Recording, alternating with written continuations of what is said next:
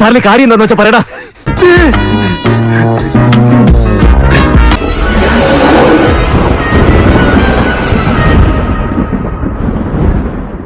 ഇത്തിരി നാളെ ആയുള്ളൂ മനസമാധാനത്തോടെ ഉറങ്ങാൻ തുടങ്ങിയിട്ട്. ഇത്രയും ശിക്ഷിക്കാൻ ഞാൻ എന്ത് തെറ്റാണ് അതിനോട് ചെയ്തത്?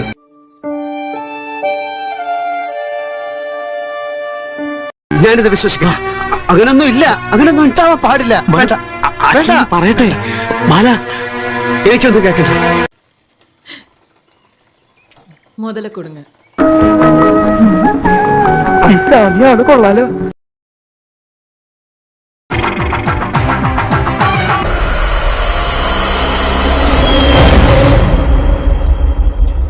വെറുതെ കൊതിപ്പിച്ച് അല്ലേലും ഇവനൊന്നും ആവശ്യത്തിന് ഉപകരിക്കില്ല.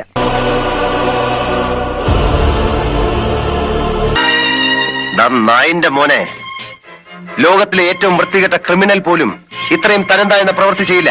ക്ലൈമാക്സ് കിട്ടി. ആരും പ്രതീക്ഷിക്കാത്ത ക്ലൈമാക്സ്. മലയാള സിനിമ ഇന്ന് വരെ കാണാത്ത ക്ലൈമാക്സ്. 10 ദിവസമാണ് നല്ലൊരു ക്ലൈമാക്സിന് വേണ്ടി തല പെരുപ്പിച്ചത്.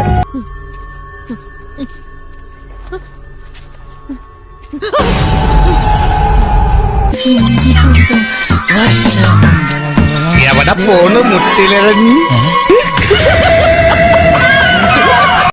മുതലാളി, ലോകത്തിന്ന് വരെ ആരും കാണിച്ചിട്ടില്ലാത്ത ഒരു തറവേല ഞാനിപ്പോ ഇവിടെ കാണിക്കാൻ പോവാണ്. കൂടെ നിന്നോണം. നീ വേഗം കാണിക്കേ. എന്നാ കണ്ടോ.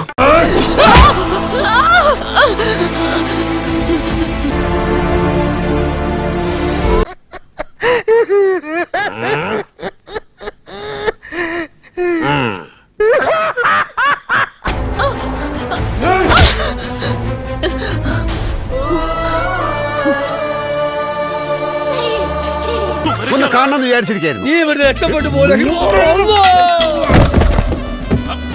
നീ ഇവിടെ കൊണ്ടുപോയിക്കോ, ഞാനിപ്പോ വരാം. മലയാള നാടക പ്രസ്ഥാനത്തിന്റെ ഭാവുകത്വ പരിണാമത്തിൽ വഴിത്തിരിവാകാൻ സാധ്യതയുള്ള ഒരു വെറൈറ്റി സാധനം. അങ്ങനെ മിടുക്കന്മാര് വരട്ടെ.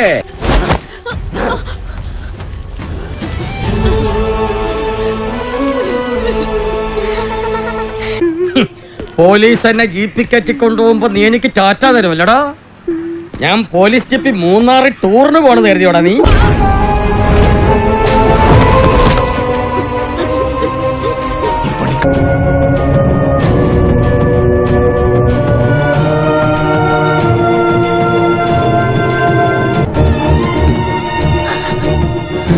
പോവാൻ വരട്ടെ, ചിലപ്പോ ഒരു ഓട്ടം കിട്ടാൻ സാധ്യതയുണ്ട്.